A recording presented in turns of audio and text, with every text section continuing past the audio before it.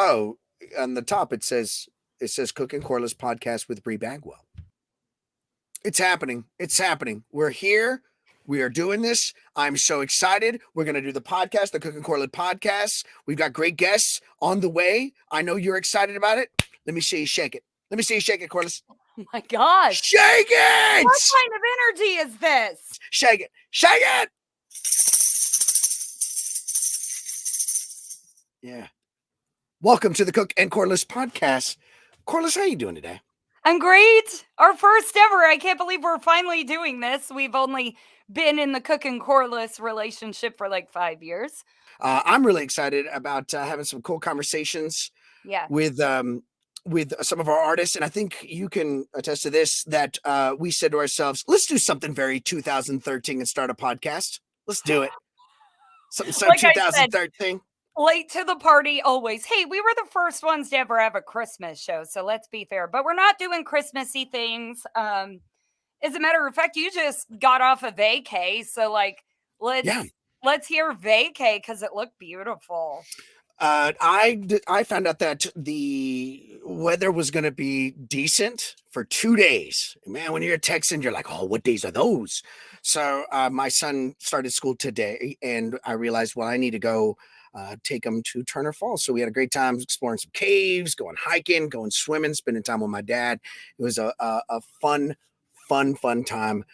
Doing not much. I loved it. I did see you go and do some crazy stuff over the weekend. Your vacation is so wholesome, and I'm just gonna flip it all the way upside down. So I just wrapped up Houston Horror Film Festival. That's where I go and play dress up and meet weird people. I met a lot of the actors from all of Rob Zombie's movies. Cool. One of my favorite moments was I met Cherie Curry of the Runaways, like Joan Jett and Cherie Curry. Oh, wow, that's awesome. That pioneered women in rock. Security guard comes up, puts their hand on my back, and they go, oh, sorry, thought you were her. And then the security guard standing next to her starts double taking me, and I catch eyes with her, and she goes, so sorry, thought you were her. And I was like, you guys are way too nice. Like, no. So then this big dude that's in front of me moves out of the way, and Cherie Curry looks at me and goes, oh my God, you look like me. And I like fall to the floor. I was like, well, compliments are ruined for the rest of my life. But my big moment was, as you know, I have started a horror tattoo leg. And the first tattoo I got was Saw, like the Saw franchise. One of the main characters that began that franchise was Amanda, played by Shawnee Smith. I got to meet Shawnee Smith in this new kind of crafting project I have picked up lately is rhinestoning scary masks. So I made her one thinking like, oh my God, she's gonna think that I am so stupid. James, she was the kindest human. And like, I was in tears. A security guard pulled me to the side the next day after I gifted it to her and told me like, look, Shawnee was actually talking about that mask all the way to her room. I escorted her. And so, I know it sounds weird, but I had some really, really special moments. And now I'm really super overly obsessed with this craft, which you sound like you got a something for me. No, I out of all the things that she has probably received from crazy fans, you thought a cute little rhinestone mask was gonna freak her out. It's probably the nicest thing she's ever received. I know. I got a thing of ham. Here's a handful of ham that I just give to people. When you hand make something for someone, it's supposed to mean a lot, and I think it did to her, and I'm so appreciative. That's awesome. Of that. And I kind of want to let our guest weigh in on that part of crafting and gifting and things like that, because I've actually received beautiful gifts from this person. So our first guest for the first Cook and Corliss podcast was actually the first guest we ever had on the Cook and Corliss Christmas TEXtravaganza. So it's only fair. She is currently on the Hello Highway tour. currently has the brand new single, Hello Highway, out to Texas Country Radio. It is the one and only BRI BAGWELL. Hello, Bree. Hello, everybody. Oh and Whiskey. Of course, if you can't see us, we've got Whiskey Girl on as well, but you've been doing a little bit of crafting yourself that benefits both you and Whiskey Girl. Did you see my TikTok? I did. I'm Bree, you already know I am your stalker. No. I don't miss anything. No, you're so sweet. Well, I was just thinking one of the best gifts I ever got was from you. What was that? When you gave me that thing to put my makeup in. Oh my gosh, which I still use mine. Do you use yours? I use mine, but I also have started putting my jewelry in it. Yeah. Yeah, it's a good organizer. It keeps everything really safe. Well, we'll go ahead and talk about the best gift I ever got from you before we talk about crafts. Oh. My tambourine. No, did Bree give you that? She did, and it's actually very sentimental, James. I just so happened to tell her, you know, I'm this weird radio girl that has no musical talent, which, James, you can't relate to because you are also a musician. And I've always been a musician at heart, but I have no talent. But I've always wanted a tambourine, and I would even put it on Christmas lists, birthday lists, and everybody took it as a joke. But I genuinely wanted one. And I happened to mention that story to Bree. And so the next time I saw her, literally in a package with tissue paper and everything, she brought me a tambourine and I cried. Wow. You were like, I want to play in your band or something. I can play tambourine. And I was like, yeah, come on. Like, Did she play that night? No, I didn't. That was a Navasota show, right? Yeah. But the newspaper got great photos of me in the audience playing my tambourine.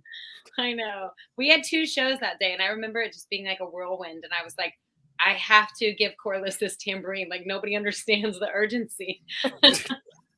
If I do anything today, I have 2 shows and we're like running crazy, but I have to give her this tambourine. It was so cute. It was like in the paper. Like, yeah, great. It was really, really cute. I know, we're such girls. I love it. But you know, we were also talking about crafts and stuff like that and the tour. And like you said, there's days where you have to play 2 shows in one day. How on earth do you even get time to craft? What kind of alien are you? Oh, well, I mean, you can kind of tell I'm like really on my recovery mode right now. I've been running pretty hard. And sometimes I feel like you understand this when you're so busy. Sometimes it's really good to just do something with your hands because it's not, you know, it takes your brain off. You're not scrolling, but I don't know, there's something very therapeutic about crafting. And it always has been something that I enjoy and it's good for my heart. And I'm not just going like this with my thumb and my brain's still thinking, why am I not good enough or whatever. So I like to macrame. And so I have like between Paul and I think we have like 30 something hats. Yeah. And we just keep getting more hats. And so the other day I was like walking and all the hats fell because I just knocked them all over. So I was like, I'm going to make another hat holder. So I made a hat holder and I thought, well, man, I should make a little hat holder for Whiskey's cowboy hats because y'all are speaking of like gifts and people's gifts. I used to get gifts. I still do get gifts quite frequently. I'm pretty spoiled, but nobody really cares about me as much as they care about my dog. So my dog gets more gifts than me. And so she's been gifted 2 cowboy hats now. So now she has her own custom made, handmade by her mother macrame hat holder. Well, why don't we trade crafts? Because I would kill for one of those hat holders. What? We're the same way. And how about I rhinestone one of Whiskey Girl's cowboy hats? Okay, this is the greatest trade. Because her brown one is a little boring. Now I'm curious so Bree and I clearly craft for the same reasons. We got to get our mind off of everything else. Do you have anything that you do to do that? Or do we need to get you onto a craft? Who, me? Yeah. I feel like if you crocheted, can you imagine him like sitting, like knitting? I'm knitting. Can I tell you something? I used to crochet when I was younger. No joke. My mom would do it, and whenever you're hanging out with mom, you watch Days of Our Lives, Price is Right, and you crochet a little, man. It happens. But you But I don't have did any other hobbies other than your walks? clean up the house after everyone else in the family. I'm very house trained. I know how to really get at this house. The backyard, I own it. It's summertime, but I don't do many crafts. Again, not like I used to back in the day whenever I was making spooky dolls with my mom. Nothing weird about that, because I know that you've touched base with talking about Paul, and I know that you're about to go on an acoustic tour with him. I think it's next month. You're going to Washington with him. He's only going with me for one day. He just, by the way, brought me this tea, which is so nice, but it's in He's his more than welcome to join. He's in a Zane Williams cup. Way to go, Paul. Nice. There. I think he went to get a haircut, but he might be back. I'm not sure. But gotta keep it tight, keep it hi. handy. We love you, Blue Eyes. I don't know where he went. I watch y'all's performances. I love watching y'all too. And I'm a huge Paul Easton fan. I'm a huge fan of yours. So seeing y'all together is always a real big treat. But I always wonder, because I do shows with my wife, and I love my wife. But it gets trying at times. What's a nice way to say this? Sometimes it's You're a little just difficult for you to slip when we go back. Oh no, I love her. She's great. She's good people. I have a little difficult time kind of conveying things to her at some points. So we get to a point of timeouts, and let's meet back tomorrow and see if we can do this. So I'm wondering how that process is with you and Paul. Is it strenuous? Is it pretty easy and laid back, or? That's probably how he feels about me. Like, you're so good. Like, he's so much better. So like, he's probably like, yeah, this girl. We really don't play together enough for it to be like, it's very rare. And then when it is, it's like, Paul is very okay with being the side person that is just the supporter of me. Mm-hmm. Like, it's never about him when it's my show. And so it's a very special thing, because he's like, he just has the mindset of like, I just want to make this better. When we do stuff together, that's also very fun, but I think we just don't do it often enough for it to be a thing.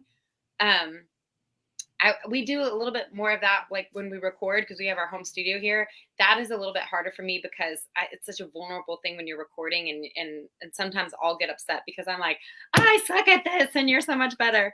So I mean, we have our moments every once in a while, but as far as performing, I think it's so few and far between. Like, he's going to Seattle with me. We have an acoustic show, and then he flies home the next day to play with his band, and then my band flies up. So it's literally like one show this month. We did four acoustic shows with Wilder Blue last month in July. I went on the bus with them, me and 7 boys, and I played 30 minutes before each of their shows in 4 different states. And Paul played guitar with me, and that was great. And but again, it was 30 minutes, and it was like everybody was listening, and it was so cake. And I think it might be a little different. A little different. One of the things whenever you're discussing and saying Paul kind of just adds to the song, I think that's one of his genius, and it's usually a genius or a very good musician, is the ability to step back and say, I don't need to shine, I just need to grab this project. I think that's what he does with Wilder Blue. He does a great job on Zane's songs. Of course, when he's singing, it's phenomenal as well. But you did touch on something that I want to talk about. Mm-hmm. You're in a band with a bunch of dudes. You've got to have some guidelines, right? Because I know with my band, if you are in the van, the window may just go down because that dude just let one rip. So are there any things with your band, since it's all dudes? Is there any guidelines? Not rules. They're going to kill me. Do it. Well, yes, that makes it even better. We got to know the rules. Girl, no, they're pretty respectful, but I have like a pain threshold. Like, you have to be at like an 8 or above if you're going to be like tooting in the van. Like, you can't be at like a 3 and then just be like tooting all the time. Right. You know what I'm saying? So like, so it's like, it's got to be an urgency. You got to really go like, I can't, there's no holding this. Right. Like, we don't toot for the sake of tooting around here. Oh, like it's only in emergency situations is the rule. It's not So funny. James is like, let it rip. Just make sure you crack a window. If You're you've like, got to go, you're unless going down the it's an hallway. emergency, you hold it in. Don't be a wuss. And I think they do. Like, they're really respectful. Like they're That's not cool. stinky boys. No. I know a lot of your guys, and yeah, they're really not the gross type that I think James is imagining. Yeah, I travel with some disgusting human beings. So, but are there any other rules? Yeah, I mean, we only have a couple rules, and it's like, if you're gonna have a girl stay or wife stay or whatever, you have to get your own room. And then I have no problem like transporting like a wife from the hotel to the venue and back so no one's drinking. But as far as riding in the van like to a show, that's very rare, because one time I woke up and everyone had brought their girlfriend. This was a long time ago. And there was 4 girlfriends in the van, and I had nowhere to sleep, and I had nowhere to get ready, and I had nowhere to, like, it was just wild. So it's kind of just like the van and the rooms are for business. And if you want to do anything outside of that, then you have to get your own stuff. I think too that they really kind of have had to think about things like, we can roll up, and if we're late and don't have time to go to the hotel room, it's no big deal for them. For me, it's like, well, now I have to change in a porta potty, and Yeah. I have nowhere to, like, I have to put my hair in a bun or whatever. So they kind of try to be like at least aware that, I don't know, I might need a little bit more time than they need. Women need 2 hours more than men. We just do. Yeah, I put my makeup on the road, like in the van while we're rolling. But I can do that if somebody else is driving. But if I'm driving, oh yeah, Corliss. yeah, like no, I have to be there early. And I also have, and I think it's radio that instilled this in me, but I always have a humongous, outrageous fear of being late. And I'm really OCD about being late. So if I am not awkwardly early, I am going to panic. And that is not a panic you want to be in the middle of. So get me somewhere early. Let me get my face on in my own time. And everybody's life is going to go a lot smoother because of that. Amen. And then I never get like, you never get time when you get there. Once you get there, it's like the bar owner wants to give you a tour. Like if you're there, even if it's early, you're never going to get that moment back. It's so crazy. And then the only times I get recognized is when I'm like, oh, I'll just put my makeup on when I'm at the venue. And then I get there, I get to Buc-ee's, and someone's like, are you BRI BAGWELL? And I have like one eyelash hanging off, and it's like, I look like a monster. And it's like, this is why I have to get ready.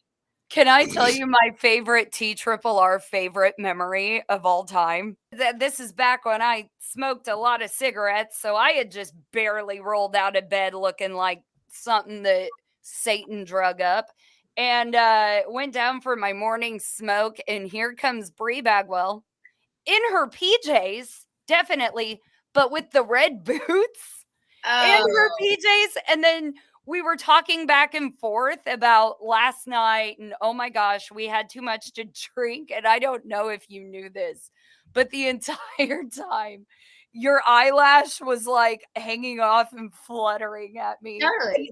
And we didn't know each other that well. I still do this to Bree, and she knows this, but I've just been a fan of hers. And I can't get the disconnect of she's actually someone that I consider a friend, because I'm still a fan. And like, I'm not very good at, I still fangirl over BRI BAGWELL, and I don't want to embarrass myself in front of her. Oh my God. Well, I probably knew that eyelash was off. I was like, yeah, you were probably just like, this is how it has to with it. This is what my life is right now. Yeah. Well, I got to go See let my how- dog out to pee. So throw on the red boots, and who cares if the eyelashes? This dog's got to pee, man. Speaking of awards, congrats on 3 nominations. And can we give a round of applause to 2 women being nominated in the Entertainer of the Year category at the TCMAs? That's a cool thing to see. Yes. I mean, K Butts has had quite a year. Yeah. I voted for her. I was wondering if they can see your votes, So I'm like, what if they can see your votes and you're just like, I know. No, I never tell people who I vote for, because I know everyone. Yeah. And that's a stacked category. But I'll tell you, I have no problem telling people that one. I vote for K. that you voted for K. Last year I voted against myself for Personality of the Year. That was the first time 3 women were nominated in that category. and I voted for Lisa, Nate Coon's wife. Oh yeah, Lisa I Christie. did. Yeah, I didn't vote for myself. Well, I mean, it's a weird thing. It's like awards, and then I've had like years where I've won, and I've had years, but last year, I mean, I didn't really tell people to vote, but also it doesn't really matter. Like I have. It 20 years matters, of but it doing doesn't matter. matters Yeah. most. But in last year, I didn't win any, and like 3 people came up to me and they were like, "Are you okay?" I was like, They did that to me too. Last year was I'm fine. Since moving to Texas, and I made the joke to James once, and kind of, I just told him, I was like, because we're always up against each other when it comes to TRRR, we're in the same category, and people think we'll have this duke out. Is it James or is it Corliss? And I'm like, well, man, I've never walked out of an award show without a trophy. I have not won anything since those words left my mouth. Amazing. Amazing. I say next year you just lean into it. Are you okay? No, I'm not okay. This is ridiculous. Yeah. Something. Please. And then I storm out. Are you kidding me? Caitlin Butts is the worst. Have you heard her music? And everybody be like, What you're doing though is that you're hosting the same show. I don't see why you're not throwing fits on stage. I should be throwing fits. I've never had a viral moment, like I'd be at the front and center with my phone just going, oh yeah. If you're wondering, that's my YMCA pass.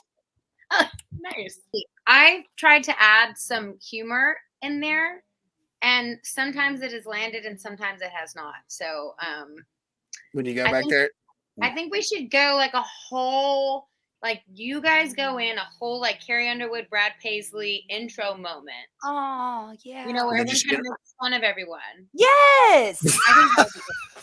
Just a roast, a good old Texas roast. But I feel like my jokes never land. Like me too. Nobody gets me. I can never read the teleprompters. Those things are awful. So I always try to wing it, and I look so dumb. There should just be a rule. Keep Corliss off of stages. Like, don't vote for her, because then she'll have to go on a stage and say something, and then she's going to get written up when she gets back to College Station. It's going to be a whole ordeal. Like, can I just say, Bree, if you have any pull at the next award show, if Corliss wins something, can you play In the Arms of an Angel by Sarah McLachlan, just so that the crying is actually valid? Oh my gosh, I love it. Hey, they've got me. I don't cry anymore, guys. I think there's something wrong with me. Remember when she said I don't cry anymore? And then she cried the next 5 award shows. She just wouldn't stop crying. You say you won't cry. I did cry over the weekend. Once again, I'm a crazy spooky girl. I love these horror conventions. I have really found my place. And I love it so much. I was dressed in cosplay, and bless my husband for not telling me while the makeup was on, because I had white makeup and it's very hard to keep it in place. But we had a moment where a little girl, maybe 4, just stomps up right in front of me and starts waving like she wanted my attention, but she didn't say anything. So, of course, I bend over, and you know how much I love children. And I'm talking to her. I ask her name. Her name is, oh gosh, it was something so perfect. It was a spooky movie. Lydia.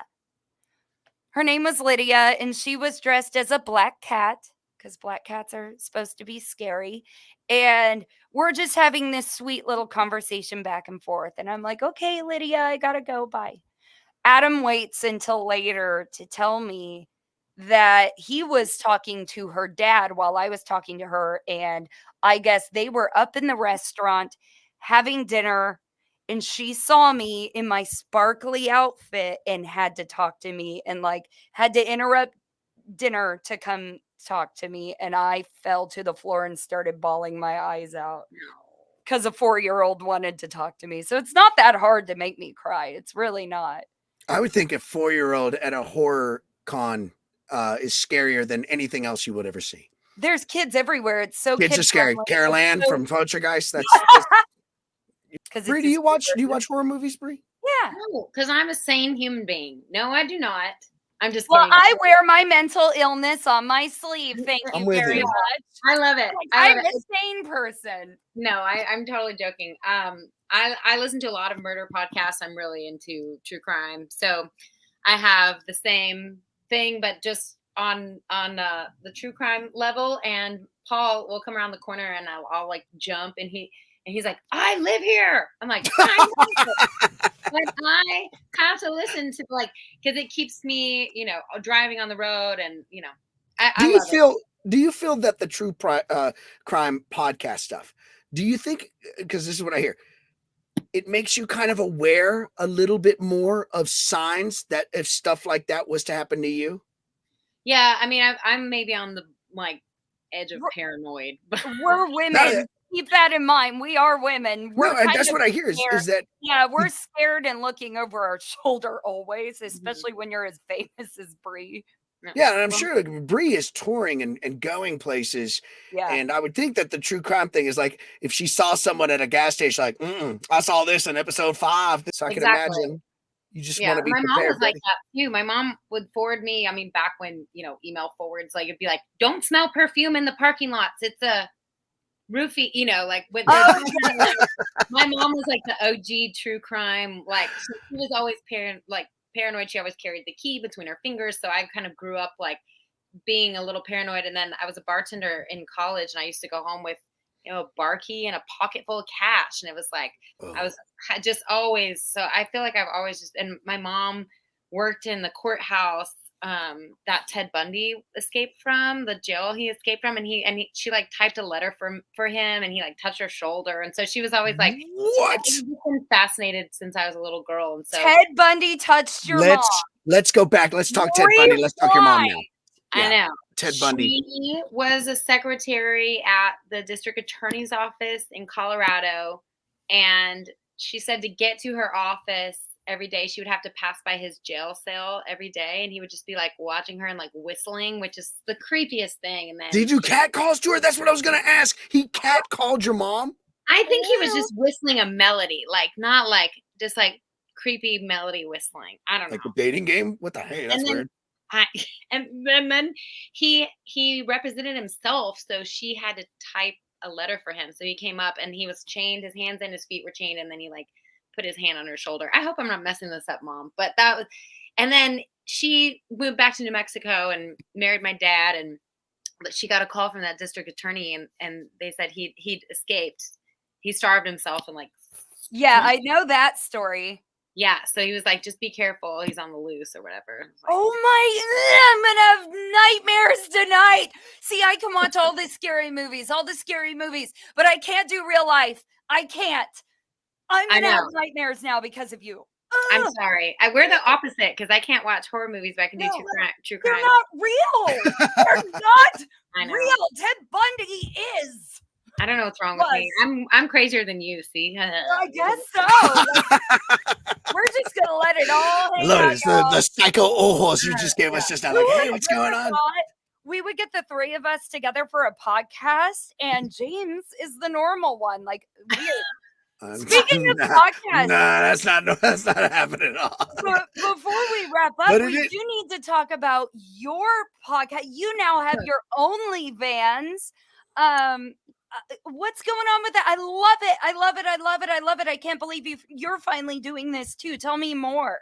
Thank you. Well, both of y'all, please, when we can, be a guest on it's very creepy. I trap people in my van, and I don't think anything could get creepier than we already have today, dear. Yeah, that's true. I think it was my old tour manager, Jeff, that works with Wade now, that came up with the title OnlyFans, but it's very fun. I just put guests in, and we have about 6 episodes out, and then we have about 10 or 12 recorded, and we're doing 3 more tomorrow. So just kind of, they come out every 2 weeks, and it's just, we try, y'all know the drill. You've done it where it's like, where'd you start playing music, and what'd you do? That's why I love like what y'all are doing, because it's so refreshing. That's what we wanted to get rid of. Totally. It's like, if I have to answer, I mean, I can answer it while just writing a song in my head. That's how like my answers are just so, structured. So it's just kind of different subjects. Like I talked just with Mark McKinney, the one that comes out on Monday about fill-in players, like getting fill-in players for your band and how hard that is, and nightmare stories and good stories and bad stories. And so just there's a topic for each one, and it varies. But it's been the response has been great, so I'm excited. Well, congratulations. Where can we find the OnlyVans podcast? It's anywhere you like to listen, Apple, Spotify. But if you go to my website and click on podcasts, I like to watch it on YouTube because Kyle, my old tour manager Kyle, produces it, and he gets the videos too, and he edits those together, and it's pretty fun to watch people. Kyle's an amazing producer. So shout out to Kyle. Make sure you go to BRI BAGWELL's website. Just FYI, she does have handwritten lyrics for sale very often, and I am a proud purchaser of those. Go see her on the Highway tour, the Hello Highway tour, because BRI BAGWELL live shows are my favorite thing in the entire world. Follow Cook and Corliss on Instagram and Facebook. James, how about you, buddy? What do you think about the first Cook and Corliss podcast? I don't know. I thought we were going to see more of the dog. I'm not going to lie to you. Disappointment. Have to look Whiskey. at Bri's face. Oh, she's right there the whole time. Okay, well then I get always working, and she gets 8 inches of the chair. Is that where we end it? Is that how we do this? that's how we're going to end That's it. what I was thinking. She does the movie thing.